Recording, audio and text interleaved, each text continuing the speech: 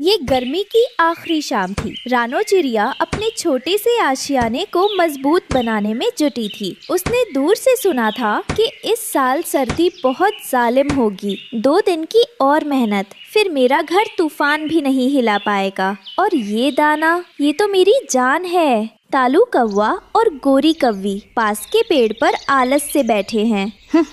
गोरी देखो, वो बेचारी रानो, लगता है उसे यकीन है कि कल ही बर्फ गिरने लगेगी। अरे हाँ, इतना काम तकलीफ ही तो दे रही है खुद को। अब आराम का वक्त है कालू जी। हम तो शौक से ये मौसम गुजारेंगे, ठंड आएगी तो जुगाड़ कर लेंगे। तालू भाई, वक्त रहते अपना काम कर लो, बाद में पछताओगे। नहीं नहीं, मेहरबानी आपकी, मगर हम आजाद पंछी हैं। रात भर में ही सब बदल गया। सुबह जब पंछी उठे तो हवा में बर्फ की हल्की ठंडक थी। आसमान में काले घने बादल छाए हुए थे, जैसे किसी ने स्याही बिखेर दी हो। कालू जी, ये क्या हो रहा है? इतनी ठंड तो कभी नहीं हुई। क्या पता, शायद कोई मेहमान हवा आई हो। चलो जल्दी से थोड़ा खाने का सामान जमा करते हैं। वे उड़ने की कोशिश करते हैं। मेरे पंख, ओहो, ठंड से ऐंठन हो रही है। देखो कालू जी, वो टीटू तोता, वो तो पहले ही अपने घर में घुस गया। रानो ने कालू और गोरी को परेशान देखा, लेकिन उन्हें पिछली बातें याद थी, इसलिए वो अपने घोंसले के द्वार पर खड़ी रही। देखते ही देखते आसमान से बर्फीली बारिश शुरू हो गई। बारिश की जगह बर्फ के नुकीले टुकड़े गिर रहे थे। देखो बेटा, अगर हमने वक्त पर मेहनत ना की होती तो आज हम भी बर्फ में भीग रहे होते। माँ, बाहर बहुत शोर है। ये तूफान है मेरे लाल। ये उन लोगों को सबक देगा जो कल का काम आज पर छोड़ देते हैं। ये क्या बकवास है? मेरा घोंसला हिल रहा है, पानी अंदर आ रहा है। कालू जी, ठंड से मेरे पैर सुन्न हो रहे हैं। हमारा सारा दाना भीग गया है। अब क्या होगा? अफसोस, रानो की बात मान लेनी चाहिए थी। कालू और गोरी को अब भूख और ठंड सताने लगी। सबसे पहले वे टीटू तोता के पास गए, जो अमीर था लेकिन थोड़ा कंजूस। टीटू भाई, ओ टीटू भाई, दरवाजा खोलो। कौन है? इस तूफान में क्यों परेशान कर रहे हो? टीटू भाई, हम हैं कालू और गोरी। हमारा घर टूट रहा है, हमें थोड़ी पनाह दे दो। माफ करना, मेरा घर बहुत छोटा है, सिर्फ मेरे परिवार के लिए जगह है। तुम लोग कहीं और जाओ। देखा, जब तक दौलत है सब दोस्त हैं, मुसीबत में कोई नहीं पूछता। टीटू तोता से ना सुनकर कालू और गोरी का हौसला टूट गया। ठंडी हवा उनके जिस्म में तीर की तरह चुभ रही थी। वे इसी उम्मीद में आगे बढ़े कि शायद कोई और उनकी मदद कर दे। कुछ दूर चलने पर उन्हें बंटी कबूतर का घर मिला। बंटी अपने घर की टूटी हुई छत ठीक कर रहा था, जिस पर बर्फ जमा थी। वह बेचारा खुद ही परेशान दिख रहा था। बंटी भाई, क्या हाल है? तुम तो खुद मुश्किल में हो। ओहो, कालू भाई, गोरी बहन, तुम दोनों भी बहुत तकलीफ में दिख रहे हो। क्या बताएं भाई, उस बर्फीले तूफान ने हमारा सब कुछ तबाह कर दिया। बंटी भाई, क्या तुम हमें थोड़ी देर के लिए पनाह दे सकते हो?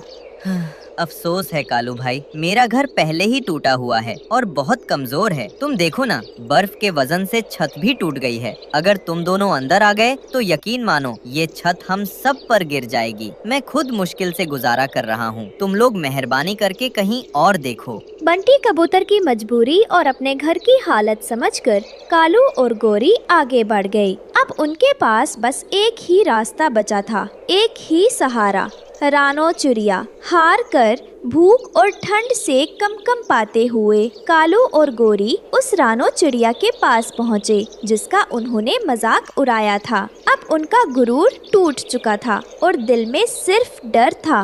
रानो बहन, दरवाजा खोलो। रानो दरवाजा खोलती है और कालू गोरी को कम पाता देखती है। क्या हुआ कालू भाई, तुम दोनों इस हाल में क्यों हो? रानो, हमें बचा लो, हमारा घोंसला टूट गया। हम बहुत भूखे हैं और ठंड से मर रहे हैं।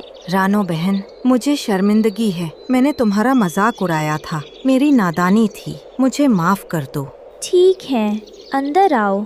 रानो ने तुरंत उन दोनों को अंदर बुलाया। कालू और बोरी को अंदर की गर्माहट और सूखे दाने की खुशबू मिली तो उनकी आंखों में आंसू आ गए। बैठो और ये दाना खाओ, ये मेरे बच्चों के लिए जमा किया था, मगर अभी तुम ज्यादा जरूरतमंद हो। रानो, तुमने हमें माफ कर दिया। हम तो इतने बुरे थे। इस तूफान में कोई अच्छा या बुरा नहीं होता, सिर्फ जरूरतमंद होता है। मैंने तुम्हें इसलिए पनाह दी क्योंकि मैंने तुम्हारे दिल में सच्ची पछतावा देखा।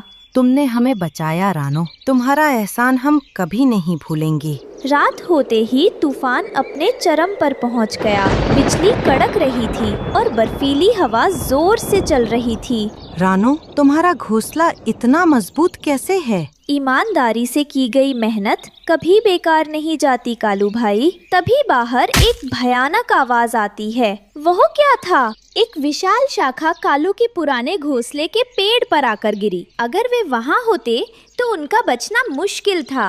हे भगवान, ये तो मेरे पुराने घर का पेड़ था।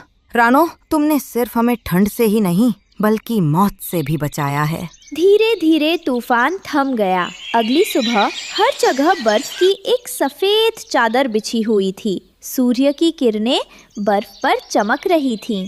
रानो बहन, तुम सब ठीक हो? हाँ टीटू भाई, सब खैरियत है। टीटू तोता कालू और गोरी को रानो के घोंसले में देखकर हैरान होता है। कालू, तुम यहाँ? हाँ भाई, रानो ने हमारी जान बचाई है। मैंने अपनी नादानी से सब कुछ खो दिया था।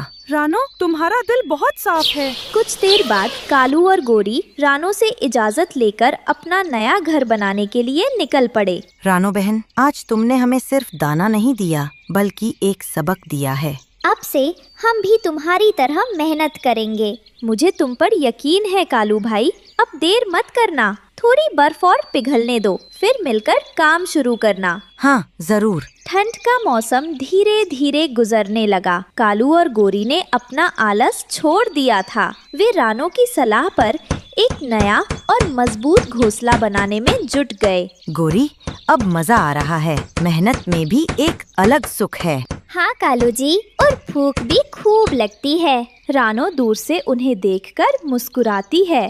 देखो टीटू भाई, मेरी थोड़ी सी मदद से कालू और गोरी बदल गए।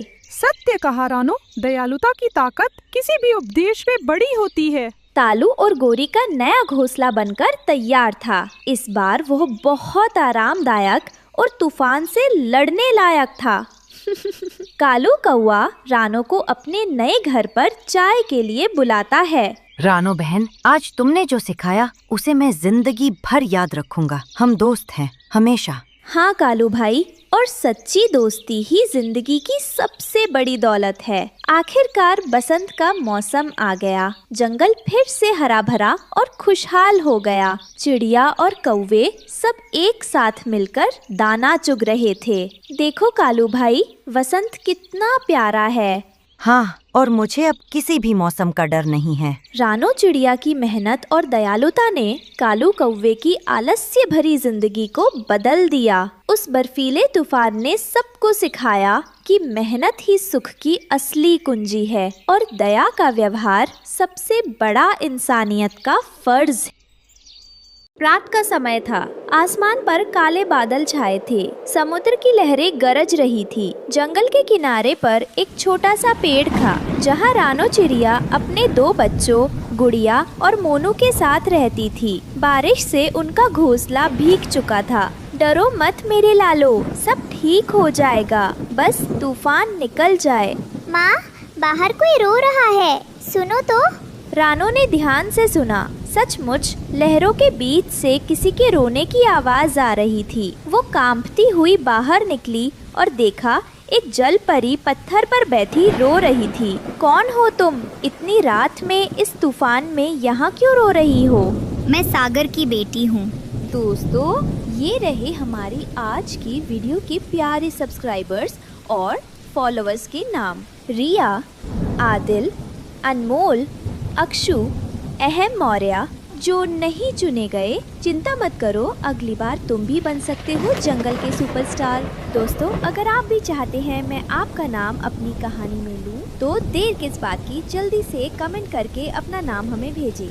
मेरा नाम नीरा है। मेरे आंसू मोती बन जाते हैं और इंसानों ने मुझे पकड़ लिया था ताकि मेरे आंसू बेच सके। किसी तरह मैं भागी हूँ, लेकिन अब मेरा जादुई सीप खो गया है। उसके बिना मैं अपने समुंदर वापस नहीं जा सकती। मत रो बहन, मैं तुम्हारी मदद करूंगी। इस जंगल में जो भी बुरा करेगा वो रानो की नजर से बच नहीं पाएगा। रानो ने जलपरी को अपने घर के पास छिपा दिया, लेकिन किसी ने उन्हें देख लिया, वही लालची कालू कौआ। ओह, जलपरी के आंसू मोती बनते हैं। अब रानो अमीर बने ना बने, मैं जरूर बन जाऊंगा राजा। दोपहर का वक्त था। कालू सीधा उड़ता हुआ गोरी कौवी के पेड़ पर जा पहुंचा। अरे गोरी बहन, जरा ये सुनो, जंगल में क्या बड़ा राज पकड़ा गया है। रास? अरे क्या हुआ कालू? सुबह सुबह क्या शोर मचा रखा है? ध्यान से सुनो, ये बात किसी को मत बताना। रानो चिड़िया ने समुंदर की जलपरी को छिपा रखा है। उसके आंसुओं से सोने के मोती बन रहे हैं। क्या? जलपरी? सच बोल रहे हो कालू? वो तो समुंदर में रहती है ना? मैं झूठ क्यों बोलूं? मैंने अपनी आँखों से देखा। तो फिर हम दोनों क्यों पीछे रहे? रात हुई, आसमान काला हो गया। दूर कहीं मेंढक तर तर कर रहे थे। रात में दोनों कौवे रानो के घोंसले की तरफ बढ़ने लगे। जलपरी डर गई। रानो, मुझे डर लग रहा है, कहीं वो लोग यहाँ आना जाएं। मेरे आंसू का लालच किसी का भला नहीं करेगा। नहीं नेरा, तुम नहीं जाओगी। तुम्हारा जादुई सीप वापस लाना होगा। यही एक रास्ता है तुम्हें बचाने का। बताओ, वो सीप कहाँ है? वो सीप इस जंगल की सबसे गहरी झील में गिरा था, जहाँ चांदनी नहीं पहुँचती। तो फिर आज रात मैं वही जाऊंगी, चाहे मेरी जान ही क्यों ना चली जाए। रात गहराने लगी थी। कालू और गोरी अपनी चालाक आंखों के साथ रानो के छोटे से घोंसले के पास उतर आए। अच्छा मौका है गोरी, देखो रानो अभी नहीं आई। हाँ कालू, और यही बेहतर मौका है। अगर जलपरी यहाँ छिपी हुई होती तो रानो की गैर हाजिरी में हम उसे छीनकर जल्दी भाग सकते थे। वे दोनों चुपके से घोंसले के अंदर गए। दोनों ने ध्यान से घर के अंदर देखा। वहाँ पर जलपरी के होने का कोई साक्ष्य नहीं था, न कोई मोती। कुछ भी नहीं मिला। मैंने सोचा था कि जलपरी यहाँ होगी।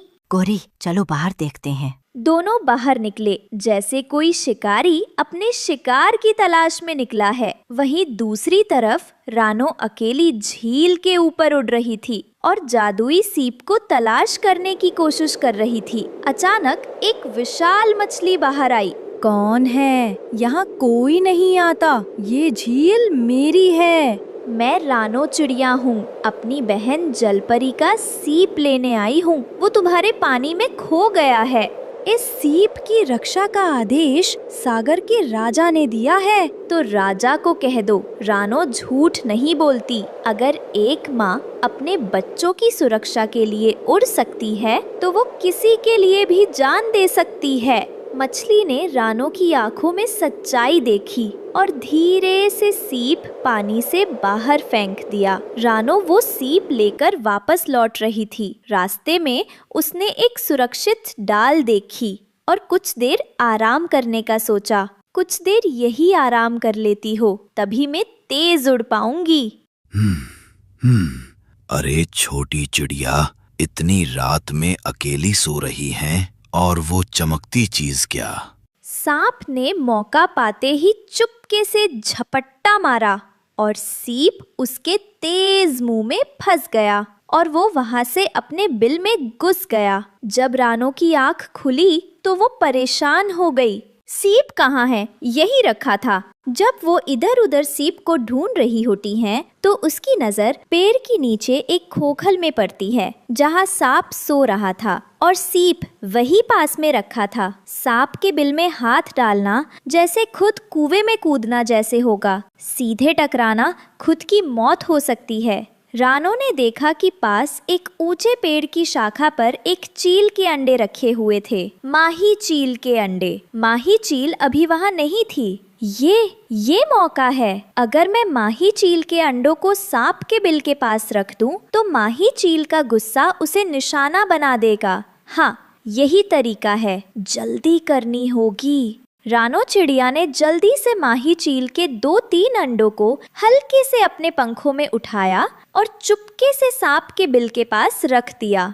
बस अब इंतजार करना पड़ेगा। माही चील आएगी और जब देखेगी कि उसके अंडे यहाँ हैं, तो उसका गुस्सा सांप को उसकी सजा दे देगा। बहुत ही जल्द माही चील वापस आई। उसने देखा उसके अंडे वहाँ नहीं थे। ये क्या? मेरे बच्चे, मेरे अंडे! कौन मेरी संतानों के साथ ऐसा कर सकता है? माही चील ने इधर उधर नजर घुमाई तो नीचे पेड़ की खोखल के पास उसे अंडे नजर आ गए। ये नाग मेरा दुश्मन रहा है। बार बार मैंने उसे चेताया है। आज उसे नहीं छोड़ूंगी।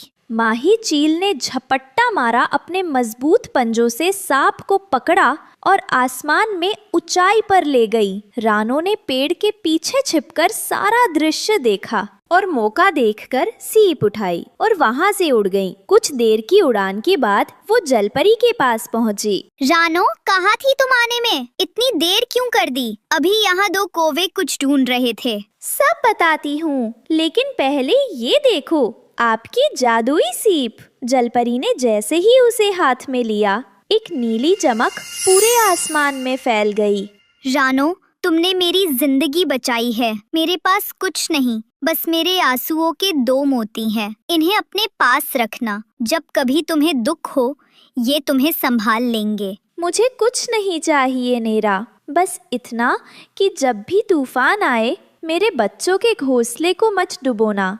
अब कभी तुम्हारे ऊपर पानी का बुरा असर नहीं होगा। कुछ दिनों बाद वही लालची कालू कौआ उस झील पर गया। उसने सोचा कि शायद उसे भी कोई मोती मिल जाए, लेकिन जैसे ही उसने पानी में झांका, झील ने उसे अंदर खींच लिया और वो फिर कभी नहीं दिखा। रानो ने सीखा, जिनके दिल में सच्चाई होती है, समुद्र भी उनका साथ देता है, और जिनके दिल में लालच होता है, वो अपने ही साये में डूब जाते हैं। ये कहानी ये सिखाती है कि सच्ची मदद बिना लालच के की जाए तो वो हमेशा किसी न किसी रूप में लौट कर आती है। लालच का अंत हमेशा अंधकार में होता है और ईमानदारी का फल हमेशा।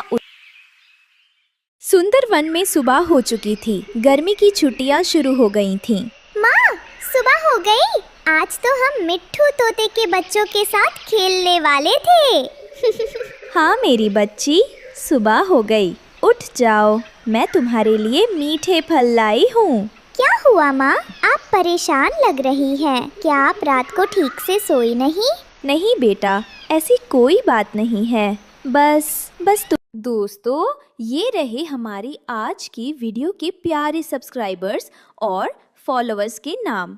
जन्नत खान, अंबिका, इफ्रा, मनीषा। जो नहीं चुने गए, चिंता मत करो, अगली बार तुम भी बन सकते हो जंगल के सुपरस्टार। दोस्तों, अगर आप भी चाहते हैं मैं आपका नाम अपनी कहानी में लूं, तो देर किस बात की, जल्दी से कमेंट करके अपना नाम हमें भेजें। नहीं बेटा, ऐसी कोई बात नहीं है। बस तुम्हारी नानी माँ की बहुत याद आ रही थी। नानी माँ?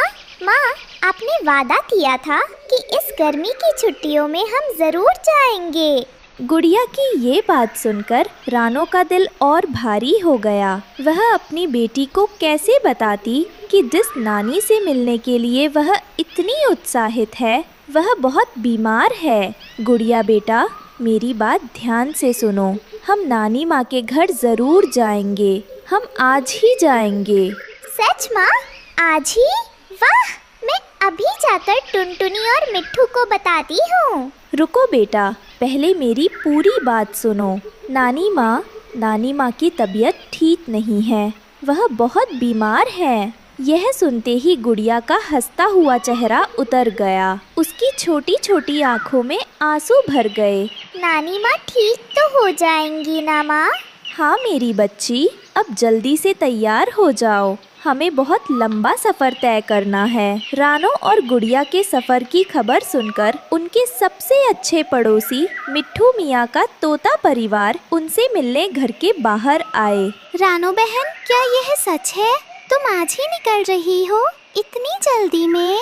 हाँ, मुझे जाना ही होगा। माँ की आखिरी इच्छा है, मैं उन्हें निराश नहीं कर सकती। लेकिन रानो बहन, आपने रास्ते के बारे में सोचा है? बीच में वो मनहूस काला पहाड़ पड़ता है, वो कालू कौवे का इलाका है। सुना है वो किसी को भी अपने इलाके से गुजरने नहीं देता। उसकी दुश्मनी तो तुम्हारे परिवार से बहुत पुरानी है। मैं जानती हूँ मिट्ठू भाई, मुझे सब याद है, लेकिन इस वक्त मैं अपने डर से ज्यादा अपनी माँ के बारे में सोच रही हूँ। कालू कौवा कौन है माँ? क्या वो बहुत बुरा है? रानो नहीं चाहती थी कि उसकी बेटी के मन में डर बैठे। उसने बात को बदल दिया। वो कुछ नहीं है बेटा, तुम इन बातों में मत पड़ो, हम बस अपनी नानी के पास जा रही हैं। बहन, इसमें थोड़े भुने हुए दाने और मीठे बेर हैं। रास्ते में गुड़िया को भूख लगेगी, अपना और गुड़िया का ध्यान रखना। हम ईश्वर से तुम्हारी सलामती की प्रार्थना करेंगे।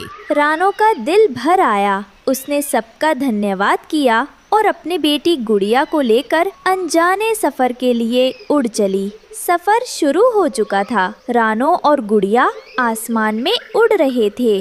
माँ, वो नीचे नदी कितनी चमक रही है। क्या हम थोड़ी देर वहाँ रुक सकते हैं? मुझे प्यास लगी है। हाँ बेटा, जरूर। हम उस बड़े से आम के पेड़ पर रुकेंगे, वहाँ थोड़ा आराम भी कर लेंगे और पानी भी पी लेंगे। वे एक नदी के किनारे आम के पेड़ पर उतरे। रानो ने गुड़िया को पानी पिलाया और पोटली से मीठे बेर निकाल कर दिए।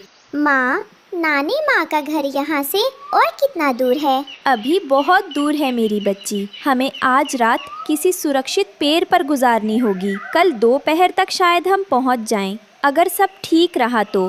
क्या नानी माँ हमें देखकर बहुत खुश होंगी? बहुत खुश होंगी। वह तुम्हें देखकर अपनी सारी बीमारी भूल जाएंगी। चलो, सूरज ढलने से पहले हमें एक सुरक्षित जगह ढूंढनी है। थोड़ा आराम करने के बाद वे फिर से अपने सफर पर निकल पड़े। जैसे जैसे वे आगे बढ़ रहे थे, हरे भरे पेड़ कम हो रहे थे और सूखी पथरीली जमीन दिखाई देने लगी थी। रानो समझ गई थी कि वे काला पहाड़ के करीब पहुंच रहे हैं। ऊपर पहाड़ की चोटी पर बैठे दो कौवों ने उन्हें देख लिया था। उन्होंने तुरंत जाकर अपने सरदार कालू कौवे को खबर दी। सरदार, वो आ गई है अपनी बेटी के साथ। आ गई। आखिर आ ही गई मेरे जाल में। सालों से इस दिन का इंतजार कर रहा था मैं। आज उसे पता चलेगा कि अपने को खोने का दर्द क्या होता है। हाँ, आज हम अपना बदला पूरा करेंगे। इस रानो के परिवार ने हमें कभी ना भरने वाला जख्म दिया है। लेकिन पिताजी, वो अपनी माँ से मिलने जा रही है।